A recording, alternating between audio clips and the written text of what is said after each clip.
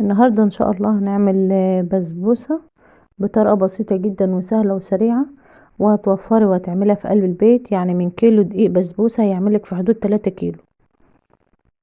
فتخيلي انت الكيلو بيتشرى من بره ب100 جنيه دلوقتي. ان شاء الله هنعملها بتكلفة بسيطة وعلى قد ايدينا، وبمقادير ان شاء الله تكون موجودة في كل بيت، وبمقادير بسيطة جدا. هنشوف طريقتها كده، بس انا كده حبيت ان اوريلكم الشكل اللي معايا.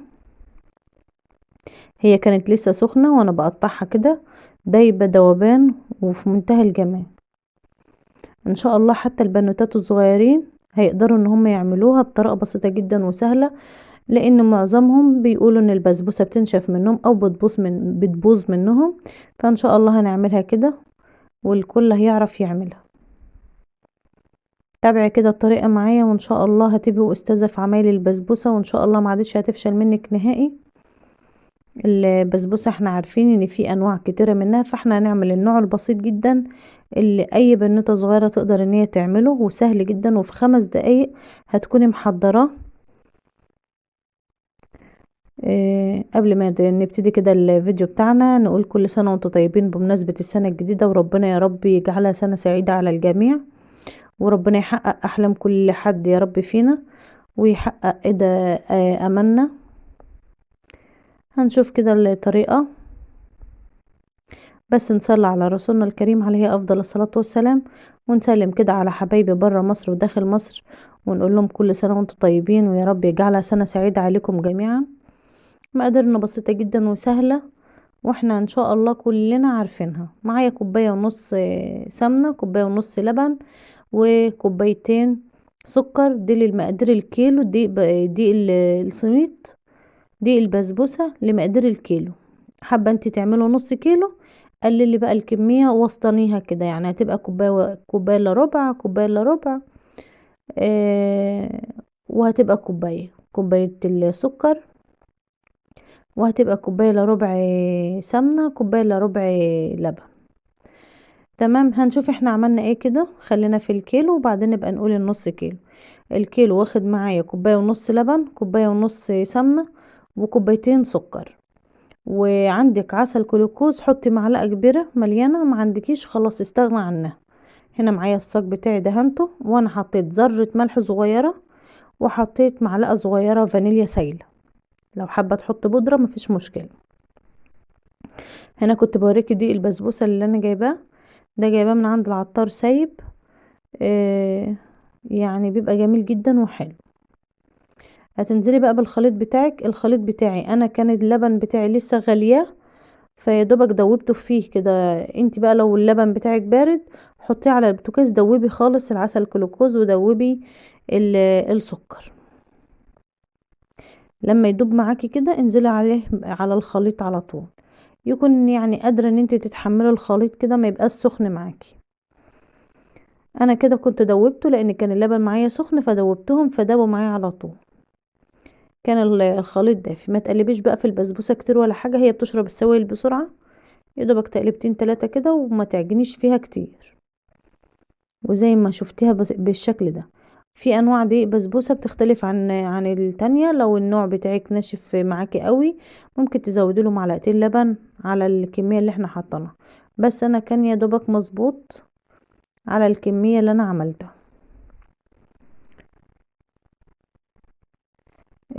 بتنزلي بقى في الصاج بتاعك او الصينية اللي عندك. بتسويها كويس قوي، هي بتتسوى معاكي بسهولة جدا. بالاسباتيولا كده وسويها. وفي الاخر اهبديها هبدتين كده على الرخامة او على الارض، المهم ان هي تتساوى معانا. ولو حابة تبلي ايدك بلة مية كده وتسويها مفيش مشكلة، هي تتساوى معاكي على طول.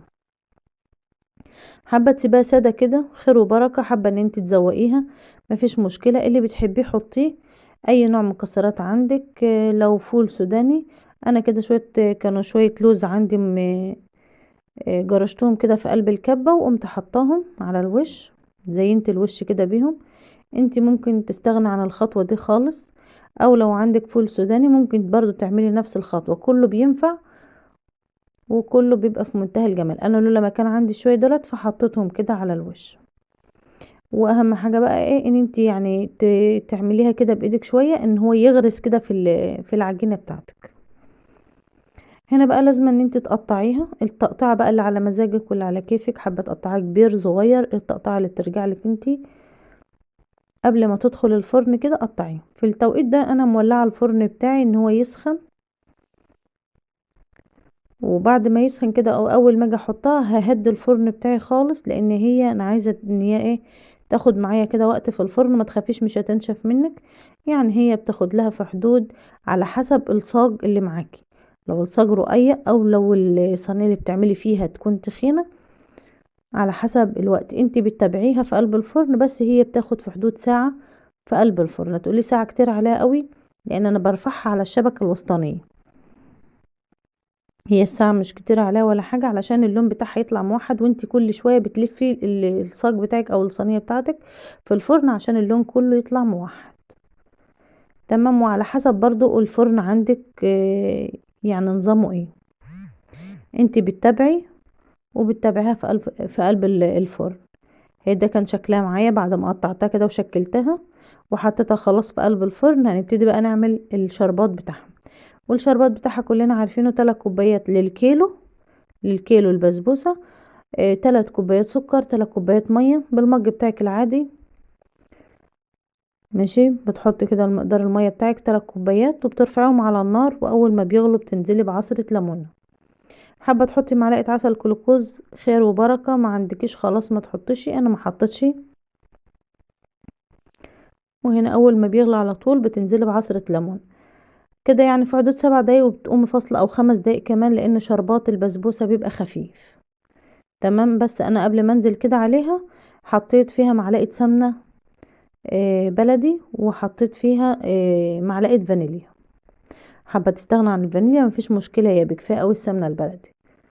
ولو مش موجود كمان سمنة بلدي مفيش مشكلة، هي طعمها في منتهى الجمال، احسن بكتير من اللي انت بتشتريها من بره، واوفر بكتير. يعني كيلو الدقيق البسبوسة انا كنت شاريه ب12 جنيه، فمش عارفة دلوقتي بكام. ده كان عندي يعني ومحطوط في قلب التلاجة. كل ما بتشرب منك كل ما بتحط لها، هي بتاخد المقدار معايا كله. لو انت مش حابه السكر بتاعها يبقى عالي سنه، هو ده كان ايه، كان عالي سنه.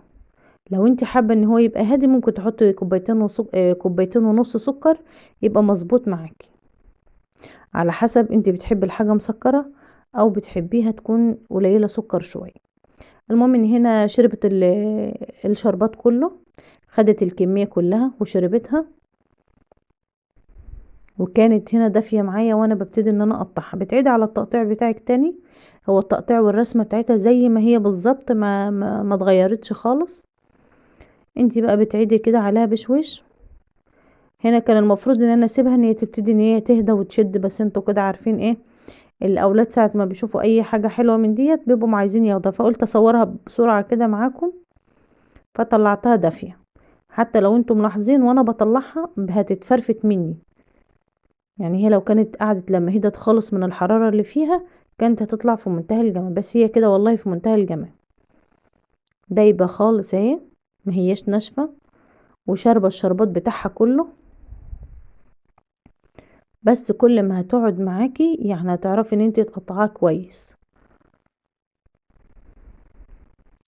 قلنا نبتدي كده السنة الجديدة ان شاء الله، نبتديها كده بالبسبوسة. يعني إيه ربنا يجعلها سنة سعيدة عليكم جميعا، وكل سنة وانتم طيبين، وربنا يحقق أحلام كل حد فينا يا رب، ويحقق أملنا كلها.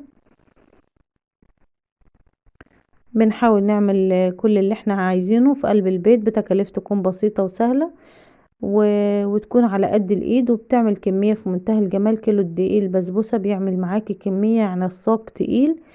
الصاج داخل في ال3 كيلو. شوفي بقى لو بتشتريها من بره هتشتريها بكام. ويا رب تكون الطريقة بسيطة وخفيفة وتكون سريعة كده، وإن شاء الله إن شاء الله كل حد هيجربها مش هتفشل منه. الطريقة دي جميلة جدا ومعتمدة على طول. ويا رب ما تنسونوش في اللايك والاشتراك وتفعلوا زر الجرس عشان يوصل لكم كل جديد. والسلام عليكم ورحمة الله وبركاته.